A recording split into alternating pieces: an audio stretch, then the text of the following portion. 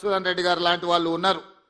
నిజంగానే అందరి భవిష్యత్తులు బాగుపడతాయని చెప్పి సంపూర్ణమైన మద్దతు ఆనాడు ఉన్న వాళ్లకు అందించారు.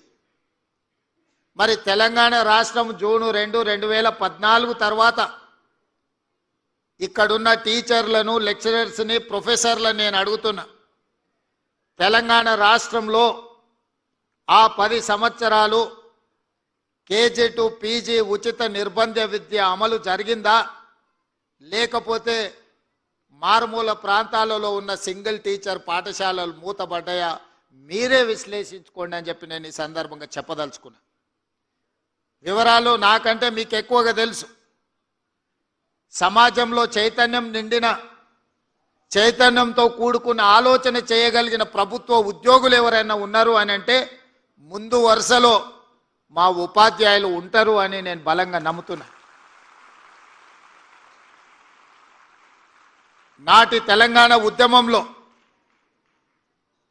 ప్రతి ప్రాంతానికి, ప్రతి గూడానికి జై తెలంగాణ నినాదాన్ని చేరవేసింది ఇక్కడ ఉన్న ఈ ఉపాధ్యాయులే అన్న సంగతి నాకు సంపూర్ణంగా తెలుసు. ప్రభుత్వంలో ఉండే శాఖలు కొన్ని ప్రాంతాలకు, కొన్ని పట్టణాలకు, కొన్ని నగరాలకు మాత్రమే పరిమితం అవుతారు. కానీ విద్యాశాఖకు సంబంధించిన టీచర్లు ప్రతి ప్రాంతానికి కరెంటు ఉన్నా లేకపోయినా, ఆ ఊర్లో హనుమాన్ల గుడి ఉన్నా లేకపోయినా, ఏదో ఒక పాఠశాల, ఒక టీచర్ ఆ ప్రాంతంలో ఉంటాడు.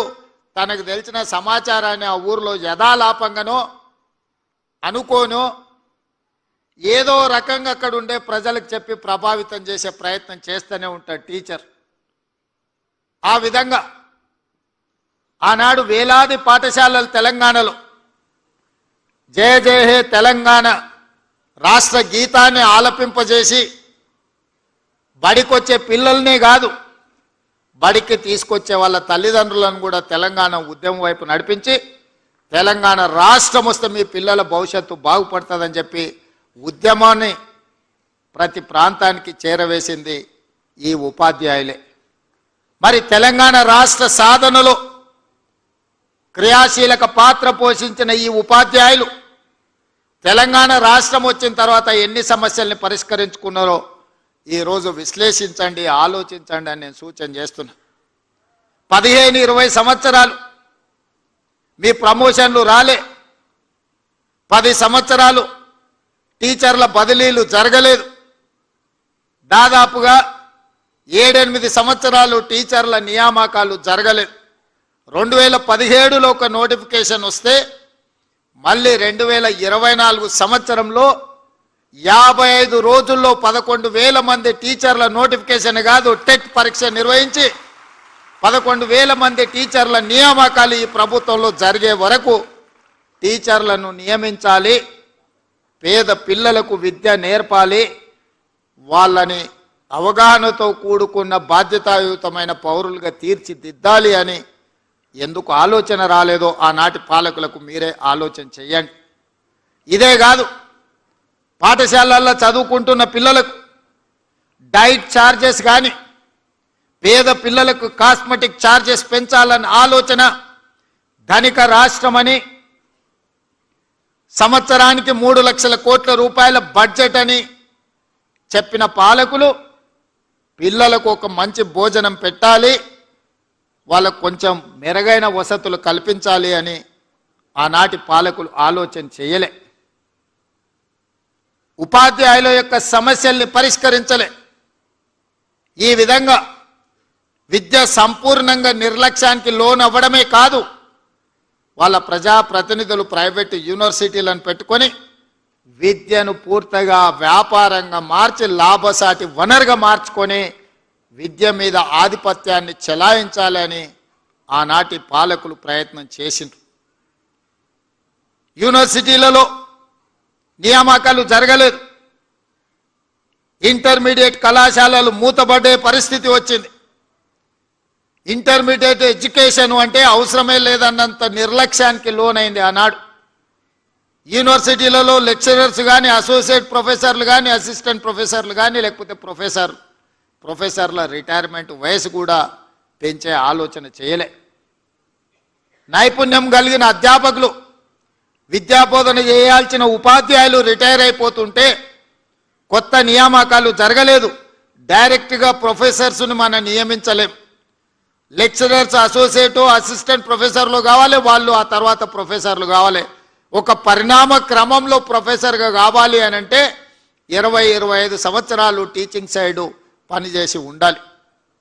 మరి నియామకాలు జరగకుండా ఉన్న ప్రొఫెసర్లు రిటైర్ అయిపోతుంటే ఈ యూనివర్సిటీలు ఎందుకు ఉపయోగపడని, ఒకప్పుడు గొప్ప చరిత్ర కలిగిన 100 సంవత్సరాల పైగా ప్రపంచానికే సేవలు అందించి గొప్ప ప్రధానమంత్రులను, ముఖ్యమంత్రులను అందించిన ఉస్మానియా యూనివర్సిటీ మూతబడే పరిస్థితి వచ్చింది.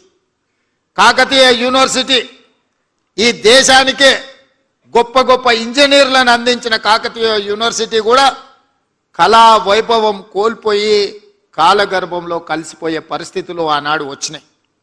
అందుకే మీ అభిమానంతో మీరు ఆదరించి మీరు అవకాశం ఇస్తే ఈనాడు ప్రజాపాలనలో విద్యాశాఖ నా దగ్గర పెట్టుకొని తక్షణమే మీ ప్రమోషన్లు, మీ బదిలీలు, మీ కుటుంబ సమస్యల్ని, ప్రతి సమస్యను పరిష్కరించడం ద్వారా లక్షలాది మంది విద్యార్థులకు మీరు గొప్పగా విద్య నేర్పుతారని నమ్మకంతో ప్రతిసారి మిమ్మల్ని కలవడం, మీతో మాట్లాడడం, టీచర్ల నియామకాలే కాదు మీ ప్రమోషన్ల సందర్భంలో కూడా ఎల్బీ స్టేడియంలో సమావేశం పెట్టి మీ అందరితో కలిసి మాట్లాడడం జరిగింది. మీ సంఘాలు ఎప్పుడు వచ్చినా ఏ సమస్యను లేవనెత్తినా అందరితో మాట్లాడుతూ వీలైనంత మేరకు వాటిని పరిష్కరిస్తూనే వస్తున్నాం. ఎక్కడైనా కొంత ఆలస్యం అయి ఉండొచ్చు కానీ ఏ పని కూడా ఆగిపోలేదు. మరి ఈరోజు ఈ తెలంగాణ వచ్చిన తర్వాత మరి ఇక్కడ ఉన్న ఉపాధ్యాయులు చెప్పాలి, గురు పూజోత్సవ కార్యక్రమం తెలంగాణ రాష్ట్రంలో ఎప్పుడైనా జరిగిందా? జరిగితే దానికి ముఖ్యమంత్రి వచ్చిండా? మీరు ఒక్కసారి ఆలోచన చేయండి. ఇవాళ నేను మీ సోదరుడిగా విద్యాశాఖ నా దగ్గర ఉంది, తెలంగాణ రాష్ట్రానికి ముఖ్యమంత్రి అయిన కాబట్టే ఇవాళ గంటల కొద్ది సమయం మీతో కేటాయించి